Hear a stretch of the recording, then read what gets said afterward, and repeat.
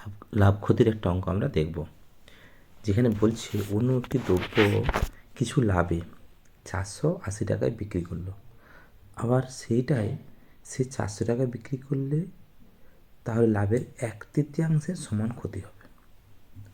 1/3 সমান লাভের ক্ষতি হবে। 1/3 সমান 1/3, কি হচ্ছে লাভের ক্ষতি। তাহলে এটা ক্ষতি, এটা লাভ। তাই দেখি আমরা মানে এসপি এটা 400 টাকায়, এটা 480 টাকায়, এখানে সিপি ক্ষতি কত হচ্ছে x টাকা, লাভ কত হচ্ছে আমরা 3x টাকা। তাহলে আমরা 4x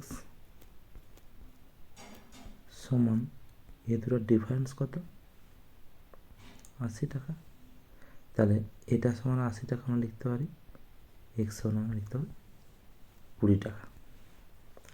এই 20 টাকাটা x মানে, তাহলে সিপি আমার কত, সিপি ক্ষতির সঙ্গে এই 20টা যোগ করলে তো সিপি পাবো। তাহলে এখানে আমরা 20 যদি যোগ করি তাহলে কত পাচ্ছি 420 টাকা পাচ্ছি। অথবা আমরা এখান থেকে কি করব, 3x মানে 60 টাকা বিয়োগ করলেও কিন্তু আমরা এখানে আমরা 420 টাকা পাচ্ছি। তাই সিপি এখানে হবে 420 টাকা, ডি রাইট অপশান।